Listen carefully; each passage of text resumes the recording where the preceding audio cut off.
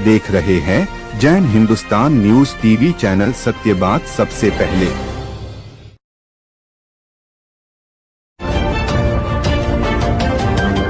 आप देख रहे हैं जैन हिंदुस्तान न्यूज चैनल, सत्य बात सबसे पहले। लाइव प्रसारण के लिए संपर्क करें।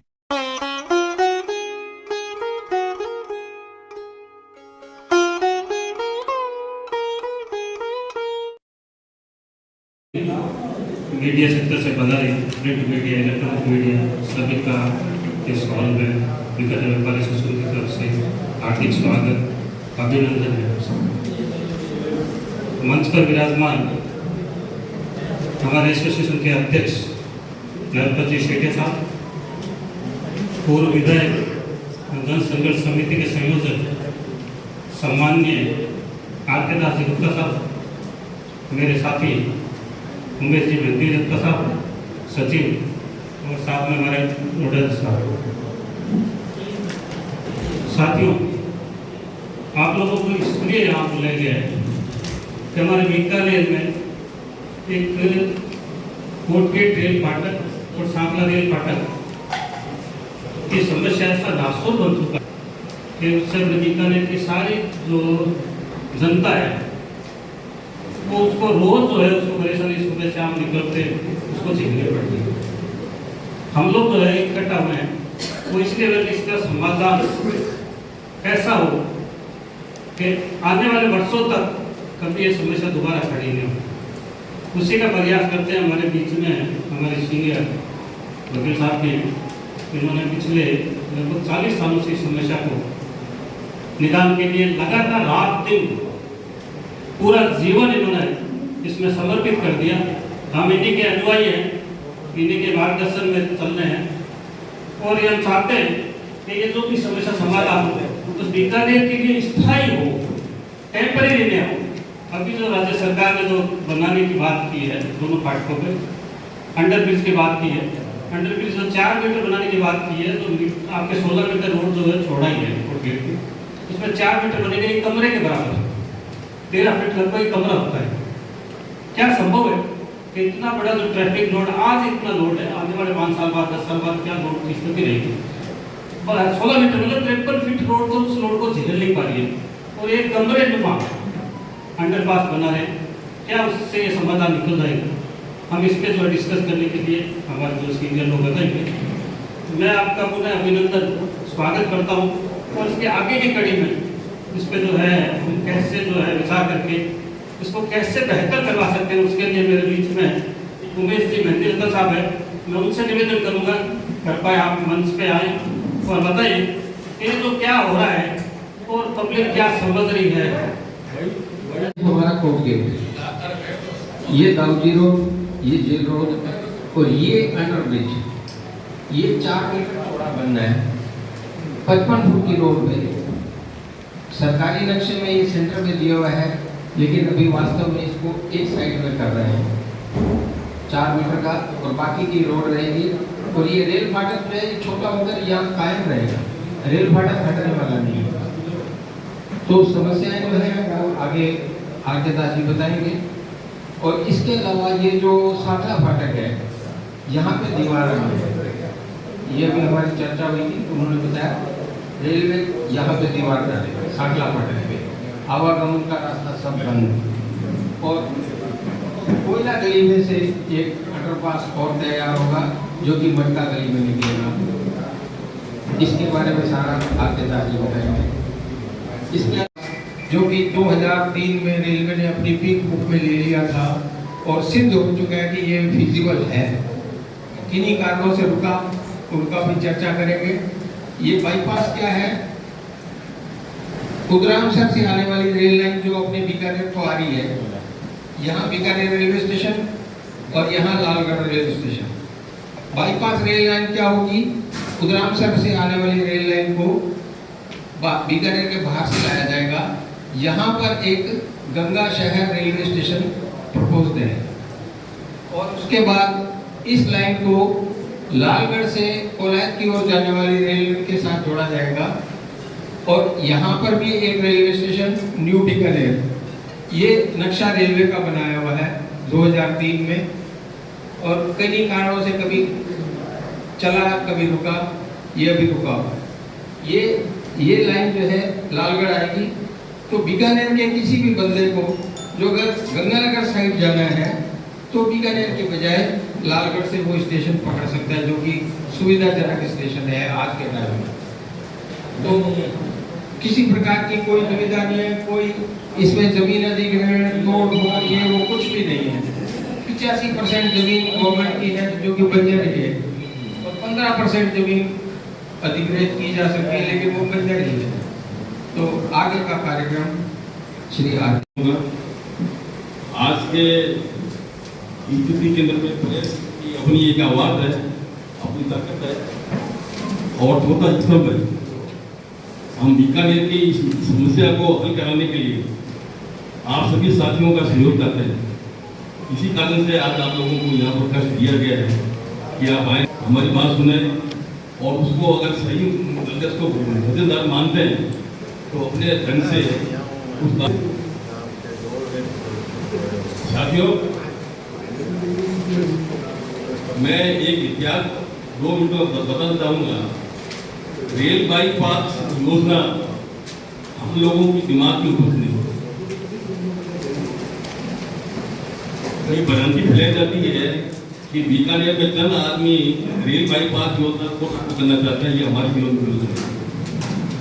1972 के अंदर में बीकानेर की जो मास्टर प्लान राज्य सरकार ने टाउन प्लानिंग के एक्सपर्ट्स के द्वारा तैयार की थी, जो 72 से 2023 तक लागू रही, उसमें इस समस्या का हल रेल बाईपास बताया। ये हमारा सुझाव नहीं है, ये राज्य सरकार का ही है। राज्य सरकार के टाउन प्लानिंग के एक्सपर्ट द्वारा यूआरपी एक्ट के तहत में मास्टर प्लान जो बीकानेर के स्वीकार और प्रभावी नहीं है, उसमें ये रेल बाईपास।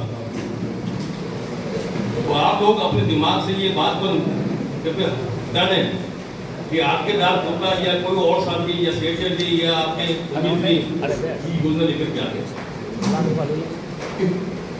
दूसरा, आप लोगों को ध्यान में है कि इस योजना को लागू करने के लिए, टाउन प्लानिंग की स्कीम को लागू करने के लिए 1951 में हमने आंदोलन किया था, जिसके फलस्वरूप रेल मंत्री को माननीय मुख्यमंत्री जी बीकानेर में से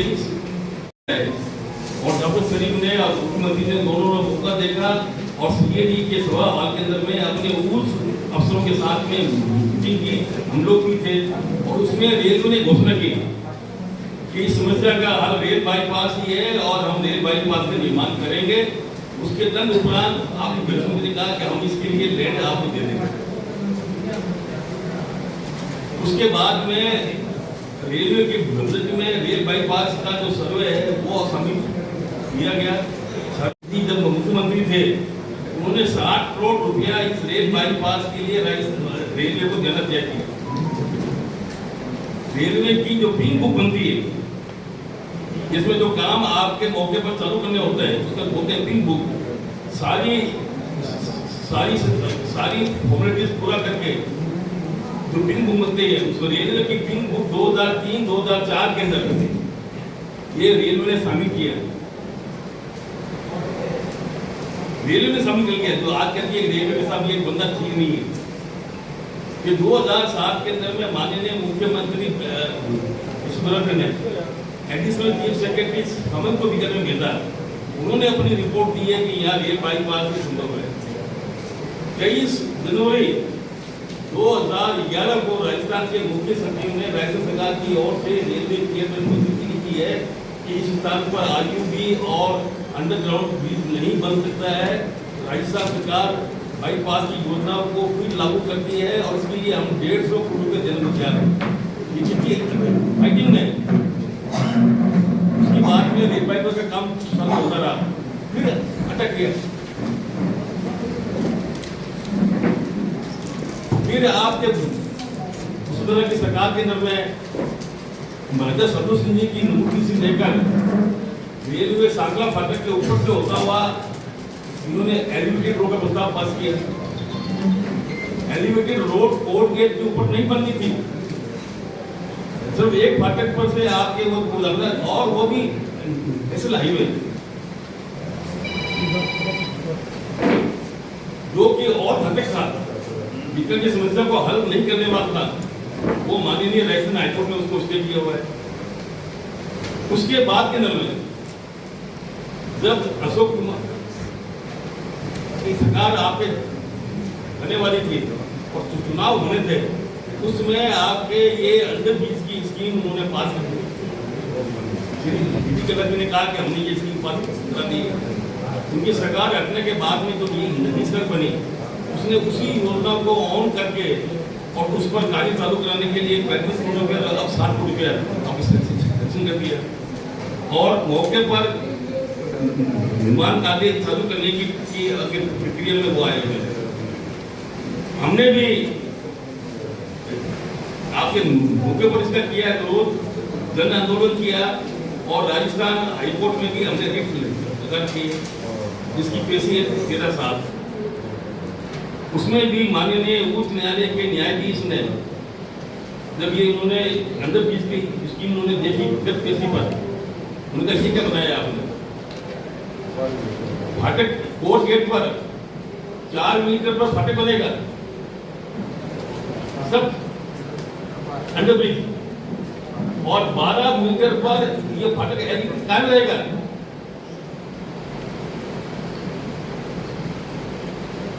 बीकानेर की समस्या है रेल फाटकों को हटाना।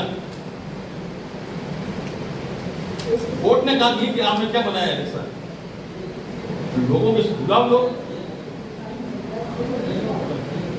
और उस बार 4 मीटर अंडर ब्रिज के अंदर में इतना गहरा स्लोप है कि वो एक्सीडेंट फर्क है और उसके अंदर में पैदल चलने वाला आदमी नहीं जा पाएगा।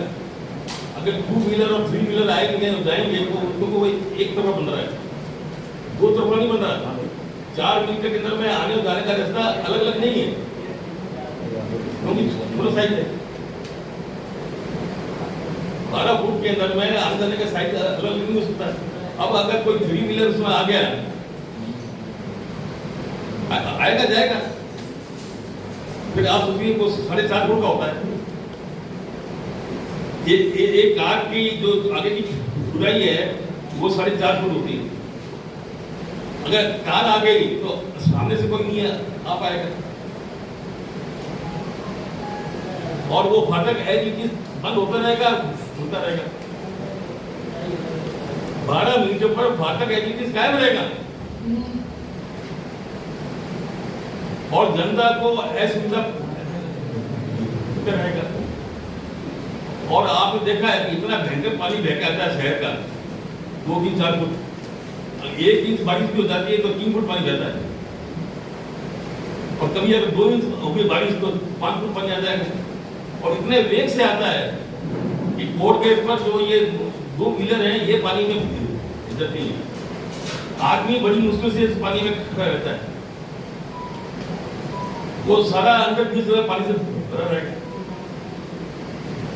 ये कहते हैं कि हम पताल खोद कुआं बना देंगे, पताल खोद कुएं जो बनाए वो समिति से पड़े हैं, और इस पानी को वो कुआं नहीं ले सकता कि वो पानी इतना वेग से आता है वो आगे जाएगा।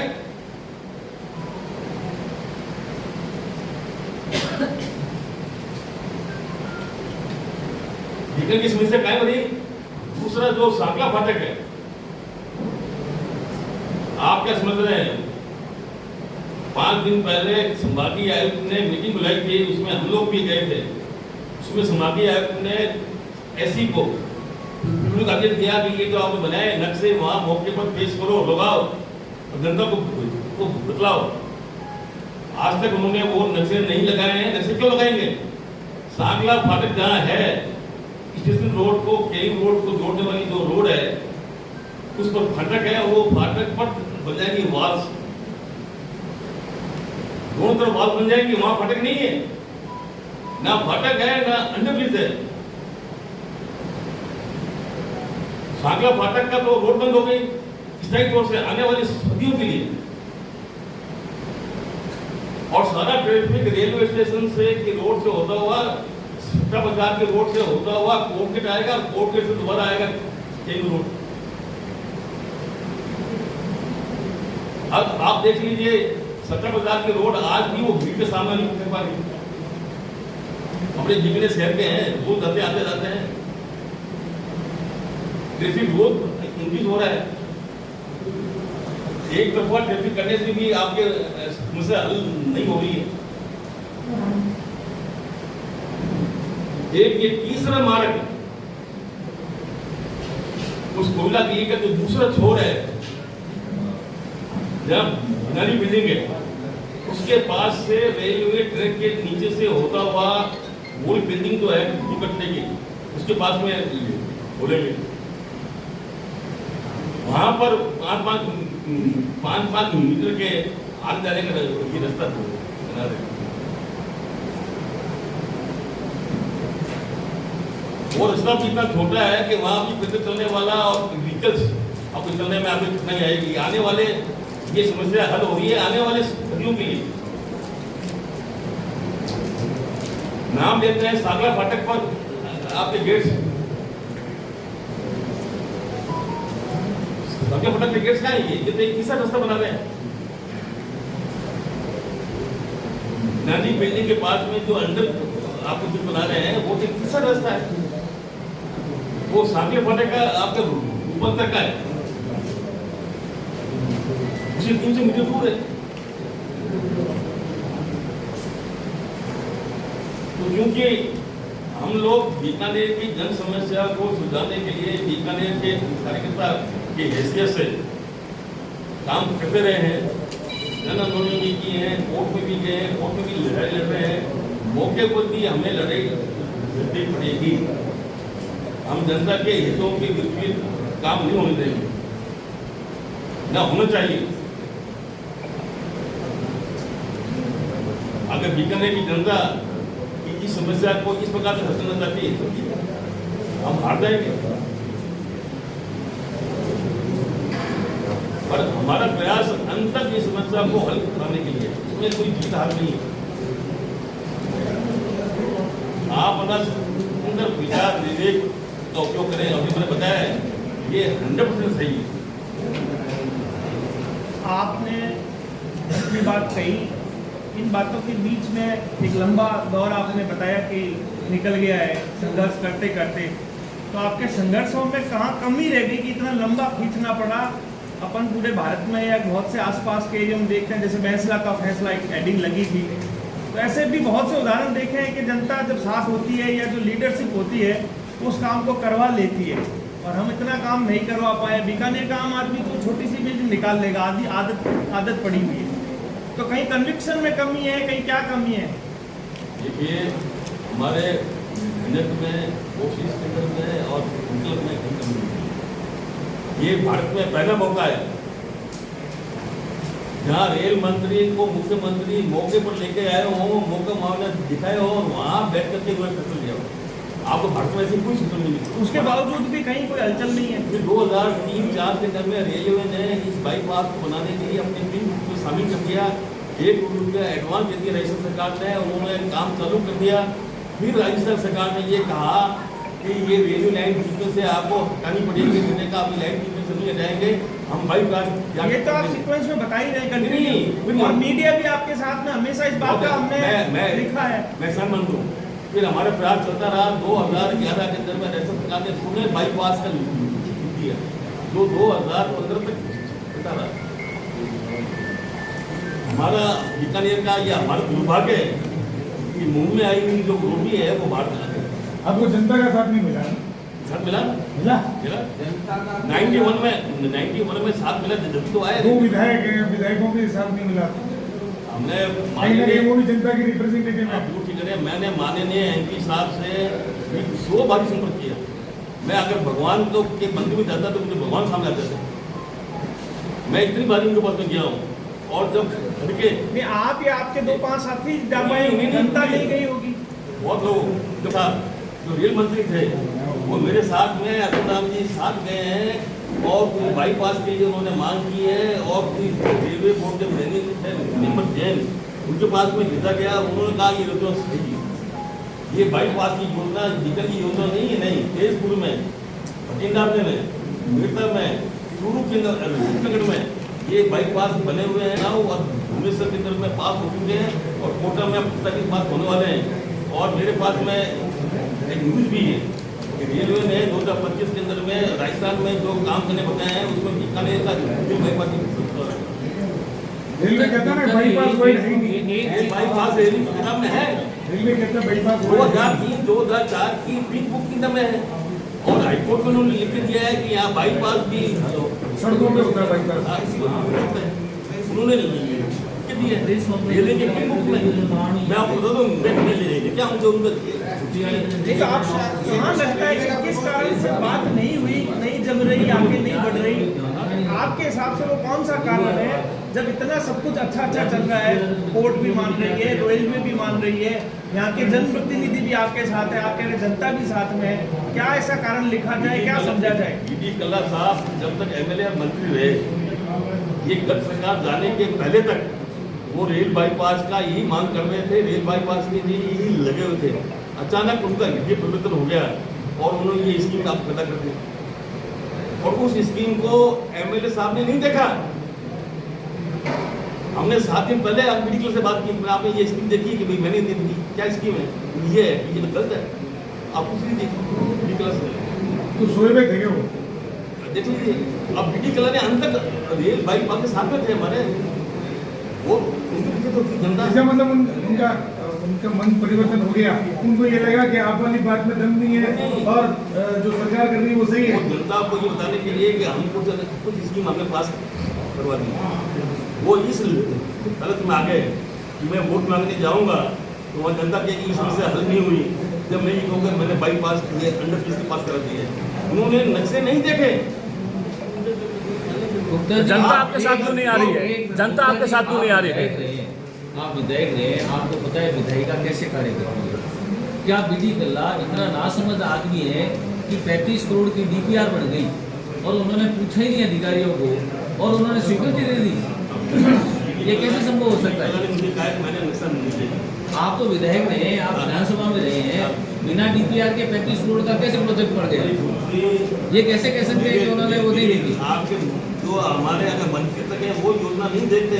मेरी सूचना में क्या आप मान लें कि बीडी कल्ला वैसे साल से मेरा एमएलए, आपके मंत्रियों को फाइलें पढ़ने का टाइम ही नहीं है। मान लिया मंत्री के पास नहीं होगा, विधायक के पास नहीं होगा, जनता को जिसको चाहिए ये सुविधा वो कहीं सड़कों पे कहीं जनता क्यों नहीं आ रही है सड़कों पे? आज की डेट में चेतनानंद जी जो हमारे एमएलए हैं उनको भी नहीं मालूम है कि ये अंडरब्रिज कैसे बनेगा। आप कभी जाके बता, वो कहेंगे अंडरब्रिज बन रहा है, अंडरब्रिज के अंदर क्या कमियां हैं, क्या फायदे होंगे, ये नहीं मालूम। पूरे हिंदुस्तान में कोई ऐसी जगह नहीं है जहाँ बाईपास। सर आप लोगों की कमेटी बनी हुई, उनको जाके बताती क्यों नहीं? आपके कहने का मतलब उनके पास अल्प ज्ञान है, उनके पास ज्ञान नहीं है। वो कहते हैं मुझे ये काम कराना है, वो सुनने के लिए हमारी बात तैयार नहीं है, फिर हमने आपको इकट्ठा क्यों किया? जनता के पास जाओ ना, जनता के पास रह गया आप। हम आपके आवाज के साथ हैं। आप अगर हमारा साथ दोगे, आप अगर हमारा साथ दोगे तो हम लड़ाई लड़ेंगे, नहीं तो लड़ेंगे भाई। हम अगर हमारे शहर का विकास चाहते हो तो आप हलो मैदान में, नहीं चाहते तो नहीं। मीडिया ने हमेशा सबका पक्ष रखा है, मीडिया ने कमी नहीं रखी। लेकिन एक बात होता है, जब आप बात लिखते हो जन संघर्ष की, जन आंदोलन की, वो जन कहाँ है? तो जन तो अब ऐसा है, आपको क्या होगा, मैंने हावड़ा चलाने के लिए 9 महीने जन आंदोलन किया और 250 बारी मैंने ट्रेनें रोकी है, 15, 20, 25, 200 आदमी की सहायता से, और फिर जाके ये चालू हुई। और बीकानेर सुपर फास्ट ट्रेनों के हिस्से में आया, उसमें भी जनता हमारे साथ इतनी साथ थी, मैं क्या कहूँ? जनता गुप्ता जी एक बात बता दो, नहीं एक बात बता दो फाइनल बात में की जनता हमारे यही तो बात ये मैं एक जनता हमारे आह्वान पर हमारे साथ में नहीं आती है तो हम क्या करें? नहीं एक बात बताओ ना कि कांग्रेस आज मेरी ये ग्राम चाहिए कि इस योजना आपके ये जो बने हुए वर्तमान में एमएलए एमपी ये लिए तब नहीं, जनता को कोई नहीं लाया। जनता का स्वभाव ही ऐसा है। गुप्ता जी एक बात बता दो कि ये हट कौन कर रहा है कि यहाँ आरयूबी बढ़ना चाहिए? हट कौन कर रहा है? कौन कर रहा है? जनता को तो उन्होंने ये योजना नहीं, ये जो अभी आप नक्शा दिखा रहे हो, जो अभी अवार्ड पारित भी हो गया है, 5 करोड़ का भुगतान हो रहा है, ये हट कौन कर रहा है कि यहाँ आरयूबी बढ़ना चाहिए? अब ये वर्तमान में सरकार है, भाई विधायक हट कर रहे वर्तमान सरकार हैं, है, MP हट कर रहे हैं। विवेकानंद ने पहले कहा था हाँ, कि जब तक पानी की समस्या हल नहीं होगी मैं ये बनने नहीं दूंगा। हाँ, ये अब पेपरों में आया था, हाँ। ये तो आपको ध्यान नहीं है। हमने उनसे बात की, हाँ, बिल्कुल। हमने उनसे बात की समस्या बता दें। और अभी हमने बात की कि माननीय विधायक साहब पानी की समस्या हल होगी या अरे तो हमें तो तो आप मान सकते हो कि बिना विधायक और बिना MP, बिना विधायक और बिना MP की सहमति के किसी शहर में कोई प्रोजेक्ट शुरू हो सकता है क्या? ये मैं आपसे कुछ बातें बोलना नहीं चाहता बोल दो क्योंकि मैं आप बोल दो। नहीं मैं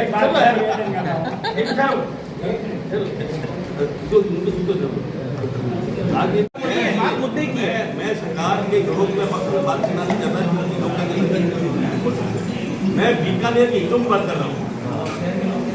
मैं ये घोषणा कर सकता हूँ कि मैं इस मुद्दे पर चुनाव नहीं लड़ूंगा, कभी नहीं लड़ूंगा, कभी नहीं लड़ूंगा, नहीं लड़ूंगा।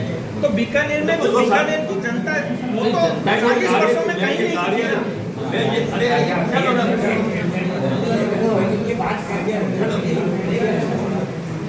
है? मैं जनता को इतना कह सकता हूँ कि मैं राजनीतिक लाभ देने के लिए मैदान में नहीं आया। मैं 91 से लड़ रहा हूँ, सब लोगों को मालूम है। देखो मैं मेरे नाम वहाँ जमीन है, ना मकान है, ना आपके संघर्ष को निश्चित रूप से माना जाता है। गुप्ता जी एक बात बताओ, जैसे पूरी बीकानेर की जनता को पता है कि अधिवक्ता R.K. Das Gupta rail bypass बनाने के पक्ष में, वैसे ही बीकानेर की जनता को ये पता होना चाहिए कि ये व्यक्ति RUB बनाने के पक्ष में कौन है इसका नाम? जैसे ऐसा आपको कौन पता है?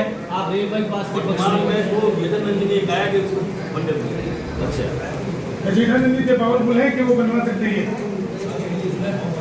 ऐसे सरकार को बनी बनाई स्कीम मिल गई केरला जी के शासन की, इसका मतलब केरला जी की और तरफ उसी से- को उन्होंने आपके मुख्यमंत्री ने वर्तमान मुख्यमंत्री ने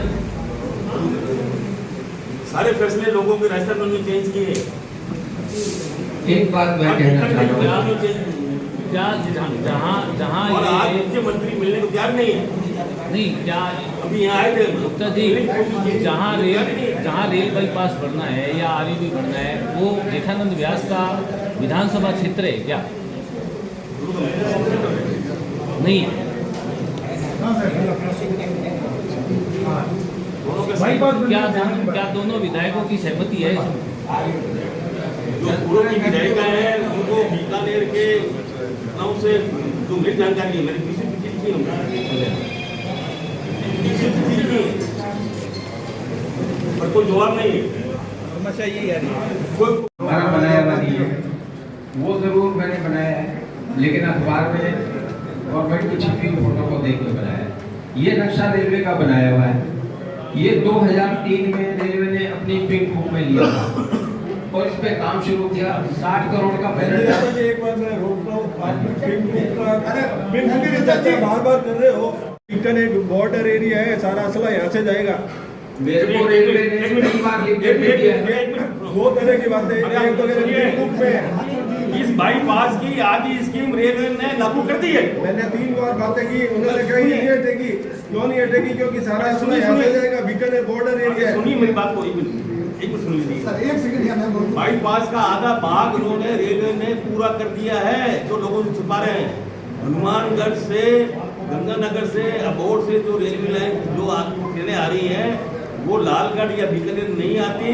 वो लालगढ़ के ऊपर से बाईपास उन्होंने ज्वाइन कर दिया है नाल रेलवे लाइन से। और आज 25-30 मालगाड़ियाँ कोयला लेकर के जोधपुर से फलोदी होते हुए, किंचन होते हुए, कुरैद होते हुए, अगड़ होते हुए जा रही है उदगढ़। 25-30 मालगाड़ियाँ, 25-30 मालगाड़ियाँ और एक सवारी गाड़ी उदम पैस अहमदाबाद टू आपके कश्मीर, वो भी 7 दिन में एक दिन इसी मार्ग से आप जाती थी, जो अभी बंद होगी। अब सरकार नहीं आटा फाटक बन गया है।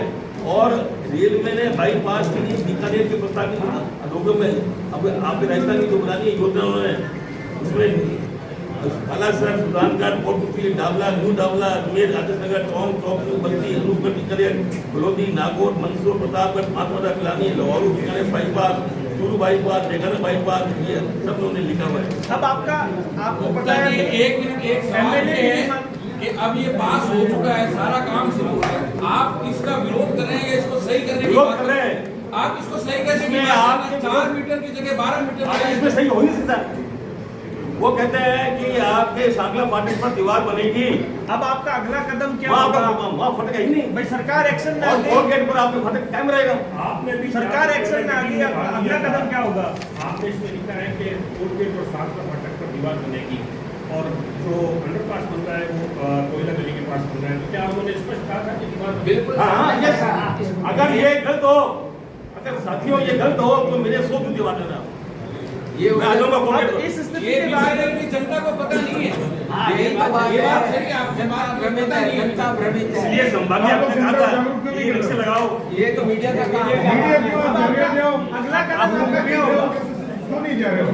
भाई हम हाँ भी जो जनता है, हमको जनता है। मेरा अगला कदम बताऊं मैं आपको। मैं इस मुद्दे के लिए अपनी जान देने को तैयार हूं। हालांकि मेरे दोनों किडनी फेल हुई है, मैं हफ्ते में 2 बारी कराता हूँ खून साफ। नहीं, जान देना तो नहीं, कोई इलाज नहीं आई विल होगा। Do education. क्या प्रारूप रहेगा उसका? क्या करेंगे? कहाँ करोगे सर? क्या रेलवे फाटक पे? हाँ, चाहे मैं अकेला हूँ, नहीं, अकेला क्यों? आपके साथ वो जनता साथी है। होते हैं। मैं ये कोई हवा में बात नहीं कर रहा। मैंने उम्मीद मैंने की जेल काटी है और काटूंगा। आपातकाल में मैं जेल में रहा, मैंने माफी नहीं मांगी। नहीं तो आप अकेले बैठ जाएंगे, 2-5 साथी और बैठ जाएंगे। आएंगे सर सबको अरेस्ट कर लिया जाएगा, आप मान लो फिर जेल काटने लग जाओ, फिर वो जगह खाली और गवर्नमेंट तैयारी कर देगी। फिर जैसे फिर क्या होना है? फिर जैसे बाहर आएंगे, फिर जैसे बाहर आएंगे और अगर आपके मौत होगी तो बन जाएंगे, भूत बन के आएंगे। नहीं, इससे हल नहीं होगा ना। अब मैं तो ये जानना और मैं क्या कर सकता हूँ? अभी जैसे नेपाल का उदाहरण देखा, कई राष्ट्रों में देखते हैं, जैन सब जुड़ा हुआ है। इसमें कहा जाता है कि भाई युवा जुड़ जाता है तो काम हो जाता है। कहीं आपकी कोई नेटवर्क कोई अप्रोच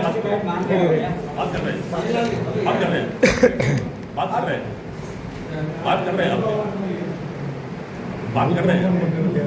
गुप्ता जी, अब एक बात बता दो कि भाई आपने अपना पक्ष रख दिया है, प्रशासन ने अपना पक्ष रख दिया, अब आगे क्या है? यही एजिटेशन बता रहे थे। मतलब कब से है, क्या है, कैसी योजना है आपकी संघर्ष समिति की? मौके पर जनसंघर्ष समिति तो आपने सम्मिलित करेगी। कब से होना है? देखेंगे अभी टाइम लगेगा। व्यापार मंडल आपके साथ से? व्यापार मंडल अलग है, ये व्यापार है। यही तो मंडल साथ में है क्या? अब एक मिनट अभी, हाँ, बता दो। व्यापार मंडल एक अलग है। ये इस पर तो ये कार्यक्रम चल रहा है। नहीं, ये तो मुद्दा तो सबका है। तो मुद्दा तो ये आपका भी तो नहीं है जितना हमारा है। आप अगर इसको समझते हैं कि हम आपको गलत जिला तो आप बीकानेर की व्यापारिक संस्थाएं आपके साथ हाँ, क्या? व्यापारिक संस्था भी कहाँ है सर? ठीक है, जुगल राठी कहाँ है आपके साथ? नहीं है, राज्य है ही नहीं। जो व्यापार मंडल के अध्यक्ष हैं तो वो ये द्वारका प्रसाद 25 है, वो नहीं दिख अरे रहेगा। अरे वो अरे ये 25 एसोसिएशन नहीं, वो सारे- संगठन तो हमको ध्यान। जो ये हमारे घर की समस्या है, ये केम रोड की समस्या है, ये केम रोड की समस्या है। इस वक्त जो ये पानी ये जो सरकार कर रही है, ये समस्या केम रोड लोगों की ज्यादा सिर्फ केम रोड नहीं, पूरे बीकानेर ये बीकानेर की नहीं है। जो केम रोड से गुजरता है उनकी समस्या है। तो दूसरा वो भूख कराएंगे तो मिला ही नहीं। ये आज जनसंघर्ष समिति और बीकानेर व्यापार मतलब पूरी तरह से बीकानेर की समस्या या बीकानेर के जन सहयोग आपके साथ नहीं ये है? आपकी क्या सोच है? आप क्या सोचते हो? ये समस्या हमारी है? आप क्या सोचते हो? ये हमारी पर्सनल समस्या है? प्रेस कॉन्फ्रेंस आप में बोलेंगे हमारी सोच हम क्या होते हैं? आपने कहा हमारे कैंप बोर्ड की समस्या है। आपने कहा आपने कार्यक्रम थोड़ी कहा। आप क्या सोच रहे हो? वो हमारा काम है। आपने कहा कैंप बोर्ड की समस्या है, उनकी नहीं है। आपने थोड़ी कहा, आपने कहा सिर्फ हमारी है। हम आपके औरों को भी साथ देने की कोशिश कर रहे हैं। सर क्यों हम केंद्र में रखेंगे? ऐसा थोड़ी है। कर रहे हैं। हम बीकानेर के अन्य लोगों को भी साथ रखने की कोशिश कर रहे हैं। जो यहाँ से गुजरते हैं जो यहाँ से गुजरते नहीं है उनकी क्या समस्या है? गणपत जी, आपने क्या ये रेलवे के सामने प्रस्ताव रखा कि 60 बार जो रेल फाटक बंद होता है उसमें आपने ये इंडिकेट किया कि 40 बार शटरिंग के कारण बंद होता है। वो शटरिंग को अगर बंद हो जाए तो कुछ हद तक रेल फाटक की समस्या में मैं रेल मंत्री को कई बार चिट्ठी लिख चुका हूँ, हर बार मेरे पास जवाब आता है। उसमें से एक बार का जवाब ये है कि हम इस समस्या के समाधान के लिए राजस्थान सरकार को लिख रहे हैं, जो अगर वो हमें बजट दे दे और जमीन दे दे तो हम ये बना देंगे। ये उनका जवाब लिखा है शटरिंग के लिए जो बात है, हाँ सारा पूरी डिटेल लिखी। और ये शटरिंग जो है कि ये 2011 में ये जो कैंची है ना, ये 2011 में फाटक के नजदीक है, ये पहले दूर थी। ये 11 के बाद जो है जो ये उस टाइम DRM आए उन्होंने ये कैंची को फाटक तक ले आए, उसकी वजह से ये 40 बार बंद हो गए, 20 बार गाड़ियों के आवागमन के लिए व्यापार मंडल ने एक ऐप भी बनाया। बस वो तो सिर्फ नाम वाले बंदे हैं, वो नाम वाले बंदे हैं, काम वाले बंदे हैं। वो काम वाले बंदे नहीं है, वो नाम वाले बंदे हैं। ये एक पत्र है मेरे पास, ये रेलवे का दिलवाया हुआ है। इस पत्र में इस प्रोजेक्ट का क्या हर्ष हुआ, किस कारण हुआ, उसकी डिटेल इसमें रेल बोर्ड को चिट्ठी लिखी गई कि हमें जो ये प्रोजेक्ट दिया गया था उसमें हमने इसे शामिल किया। 60 करोड़ का बजट था, जमीन गवर्नमेंट ने देनी थी, उस पर काम शुरू किया, नक्शे बनाए, अवार्ड जारी होने लगे। उस टाइम में सरकार बदली। 2005 के अंदर में आवामी अधिनियम के अंतर्गत राजस्थान सरकार ने धारा 456 की आपके नोटिस निकाल के LGU नॉर्थ ने अवार्ड जारी किया हुआ है। 85% लैंड तो आपने 15% लैंड थी लोगों की, उसका अवार्ड जारी हो गया और चेयरमैन कलेक्टर ने सेक्रेटरी को चिट्ठी लिखी कि इनके अवार्ड जारी ये 2005-6 की बात है। उसके बाद की बात करो तो हम लोग सर इसका मतलब बाईपास और नई एलिवेटेड रोड कुछ नहीं बनने लगे। 2005 में ये चिट्ठी रेलवे ने रेल बोर्ड को लिखी और उसमें क्या लिखा कि हमें कहा गया था काम शुरू करने से पहले राज्य सरकार के साथ प्रॉपर MOU कर लेना। और MOU के टाइम पे जब सरकार बदल गई तो उसने जो शर्तें रखी वो आप सुन के हैरान होंगे। शर्त ये थी पहली कि बीकानेर रेलवे स्टेशन को बंद कर दिया जाए, लालगढ़ को मेन स्टेशन बनाया जाए और लालगढ़ वर्कशॉप को ला करके यहाँ रखा जाए और ये सारा काम रेलवे अपने खर्चे पर करे और 1.5 साल में पूरा करे। रेलवे ने कहा ये काम हमें मंजूर नहीं है, आप पढ़ लीजिए। उसके बाद रेलवे ने इस काम को बंद कर दिया। ये चिट्ठी है, ये RTI से निकलवाई हुई है। उसके बाद 2008 में वसुंधरा सरकार एलिवेटेड रोड लेके आई और सरकार बदली तो मकसूद साहब लेकर गया नहीं। ऐसा है, सरकारें बदलती जनप्रतिनिधि हमारे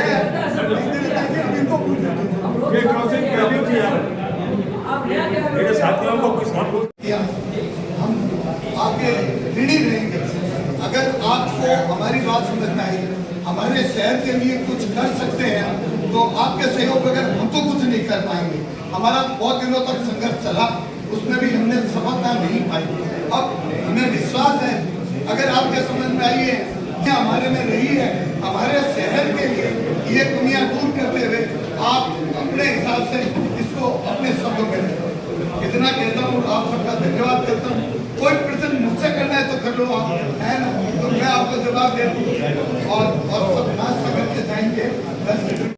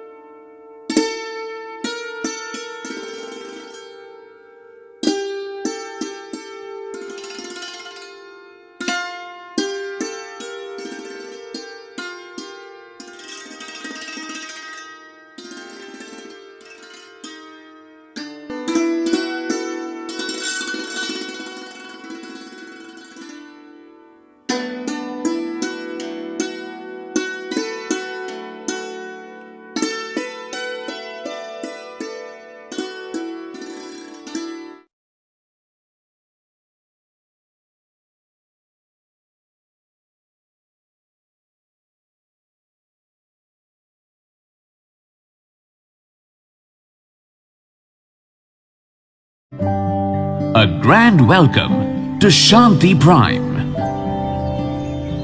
An innovation for incredible lifestyle with modern amenities and facilities for everyone.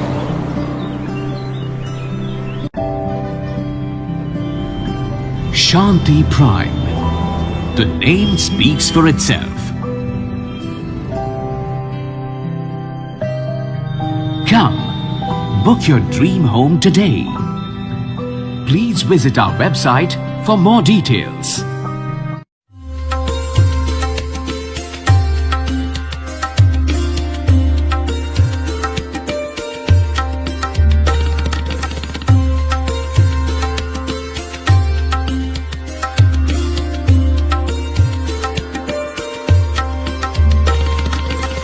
Anmol collection Bikaner शहर में मल्टी ब्रांड आउटलेट रेडीमेड का भव्य शोरूम, जहां पर मिलेंगे आपको 2 साल से लेकर सभी उम्र के किड्स और मेंस कैजुअल, फॉर्मल और party wear dresses, pant shirt, T shirt, kurta pyjama, coat pant suit, sherwani, jacket set, western outfit के साथ साथ समर और विंटर कलेक्शन की भरपूर रेंज उपलब्ध है आपके लिए अनमोल कलेक्शन में, वो भी विशेष आकर्षक स्कीम और उपहारों के साथ। पता याद रखें, अनमोल कलेक्शन, खजांची मार्केट, बीकानेर।